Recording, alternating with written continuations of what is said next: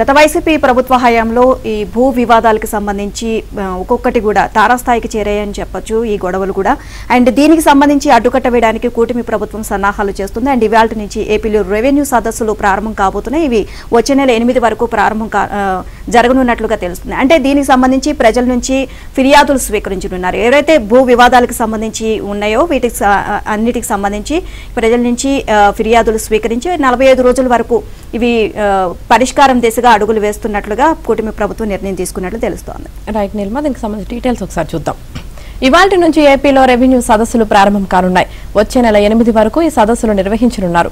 గత 5 ఏళ్లలో పెరిగిపోయిన భూ వివాదాలు పరిష్కారానికి ప్రీ హోల్డ్ భూ ఆక్రమణలకు సంబంధించి ఫిర్యాదులను ఈ సదస్సులో స్వీకరించనున్నారు.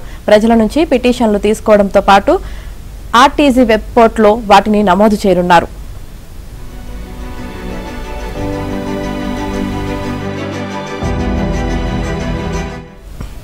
రెవెన్యూ సదస్సులో భూ సమస్యల పరిష్కారానికి ఎలాంటి రుసుము వసూలు చేయరు. 33 రోజుల పాటు నిర్వహించే ఈ సదస్సులో ఆక్రమణల్లో భూములు కోల్పోయిన బాధితులకు ప్రభుత్వం అండగా ఉండనుంది.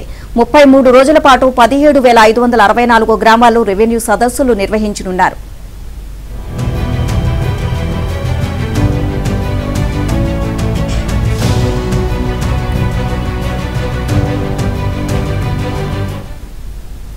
గత ప్రభుత్వంలో అనర్హులకు కేటాయించిన ఇళ్ల పట్టాలను వెనక్కి తీసుకోవడంతో పాటు గత ప్రభుత్వం ఇచ్చిన లీజులు భూ కేటాయింపులపైన పరిశీలించాలని భావిస్తున్నారు.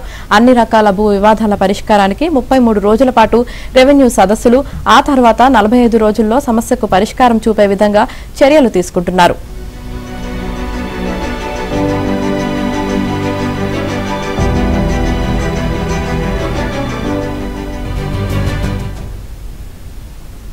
గతంలో ఎన్నడూ లేని విధంగా భూ వివాదాల ఫిర్యాదులు భారీగా పెరిగిపోయాయి. వీటిని పరిష్కరించుకునేందుకు సీఎం చంద్రబాబు ప్రతి నెల సమీక్షలు నిర్వహించడంతో పాటు శాశ్వత పరిష్కారానికి రెవెన్యూ సదస్సులు నిర్వహించాలని నిర్ణయించారు. సచివాలయాలు లేని చోట ఈ సదస్సులను గ్రామ పంచాయతీల్లో నిర్వహించాలని నిర్ణయించారు. ఓవరాల్ గా ఇదే అంశానికి సంబంధించి మరిన్ని అప్డేట్స్ మా కరెస్పాండెంట్ సత్యాన్ని అడిగి తెలుసుకుందాం. సత్య, ఇవాళ నుంచి ఏపీలో రెవెన్యూ సదస్సులు నిర్వహించనున్నట్లుగా తెలుస్తుంది. సో ప్రజల నుంచి ఎవరికైతే భూ వివాదాలు ఉన్నాయో వాటి నుంచి ఫిర్యాదులు స్వీకరించనున్నట్లు తెలుస్తుంది. ఓవరాల్ గా అప్డేట్స్ ఏంటి దీనికి సంబంధించి? నీలిమ, నేటి నుంచి రాష్ట్ర వ్యాప్తంగా 33 రోజుల పాటు రెవెన్యూ సదస్సులు నిర్వహించడానికి రాష్ట్ర ప్రభుత్వం నిర్ణయించింది. దీనిలో భాగంగా 17,564 గ్రామాల్లో రెవెన్యూ సదస్సులు నిర్వహించబోతున్నారు. ఈ సదస్సుల్లో ప్రజల నుంచి అర్జీలు స్వీకరించడంతో పాటు వాటిని ఆన్లైన్ లో కూడా ఎక్కించడం జరుగుతుంది. కాబట్టి ఈ సదస్సులను చాలా ప్రతిష్టాత్మకంగా రాష్ట్ర ప్రభుత్వం తీసుకుంది. గత 5 ఏళ్లుగా వైసీపీ హయాంలో భూముల విషయంలో ఏర్పడ్డ చిక్కుముళ్లు కావచ్చు, కొర్రీలు కావచ్చు, వీటన్నిటికీ ఓ పరిష్కారం ఈ రెవెన్యూ సదస్సుల ద్వారా లభిస్తుందని భావిస్తున్నారు. ఈ సదస్సులకు మంత్రులు, ప్రభుత్వ ఉన్నతాధికారులు, కలెక్టర్, జాయింట్ కలెక్టర్, రెవెన్యూ అధికారులు సదస్సులకు హాజరు కాబోతున్నారు. జిల్లాల వారీగా ఏ గ్రామంలో ఏ రోజు సదస్సు నిర్వహించాలనే విషయం పైన కూడా షెడ్యూల్ ను ఇప్పటికే కలెక్టర్లు సిద్ధం చేసినట్టుగా తెలుస్తోంది. జనవరి 8వ తేదీ వరకు ఉదయం 9 గంటల నుంచి సదస్సులు నిర్వహించబోతున్నారు. గ్రామంలో సదస్సు నిర్వహించడానికి 1-2 రోజుల ముందే రెవెన్యూ శాఖ నేతృత్వంలో అధికారుల బృందం సంయుక్తంగా పర్యటిస్తుంది. ఈ సందర్భంగా గ్రామంలో కబ్జాకు గురైనటువంటి ప్రభుత్వ, ప్రైవేటు భూములు, అన్యాక్రాంతమైన అసైన్డ్, చొక్కల, షరతు గల ఇనాం భూములు, రీసర్వే అనంతరం తలెత్తిన భూ వివాదాలు పరిష్కారం కోసం ప్రజల నుంచి అధికారులు బృందం పిటిషన్లు స్వీకరించనుంది.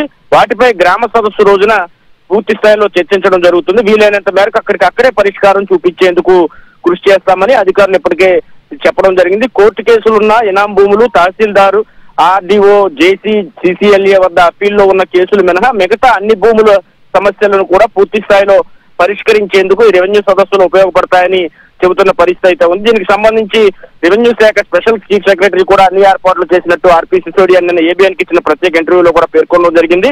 అయితే ఈ గతంలో ఏదైతే 9.2 లక్షల ఇళ్ల పట్టాలకు సంబంధించి ఎవరు క్లెయిమ్ చేసుకోకపోవడంతో అదంతా కూడా అక్రమంగా వాటిని కేటాయించారు, వైసీపీ వారికే వాటిని కేటాయించారనే అనుమానాలు వ్యక్తం అవుతున్న నేపథ్యంలో ఈ రెవెన్యూ సదస్సుల్లో ఈ విషయం కూడా తేటతెల్లం కాబోతోంది. ముందుగా ఏ గ్రామంలో ఎంతమందికి ఇళ్ల పట్టాలు కేటాయించారనేది రెవెన్యూ సదస్సు ప్రారంభంలోనే ప్రకటించడం ద్వారా క్లెయిమ్ చేసుకుని వారు ఉంటే ఆ భూములు వెనక్కి తీసుకుని ఇళ్లు పట్టాలు లేని వారికి ఆ భూములను అందించేందుకు అయితే ఈ సదస్సులు ఉపయోగపడనున్నాయని చెబుతున్నారు. దీంతో పాటు ఫ్రీ హోల్డ్ అదే 22A భూములకు సంబంధించి ఏవైతే అక్రమాలు జరిగాయని భావిస్తున్నారో అక్రమంగా రిజిస్ట్రేషన్ అయినవి భావిస్తున్నారు. వీటన్నిటిపైన కూడా ఈ రెవెన్యూ సదస్సుల్లో పరిష్కారం అవుతుంది కాబట్టి ప్రతి ఒక్కరూ తమ భూముల వివాదాలకు సంబంధించి తమ తమ డాక్యుమెంట్లతో ఈ సదస్సులకు తప్పకుండా హాజరు కావాలని చెబుతున్న పరిస్థితి అయితే ఉంది. Right, thank you Satya.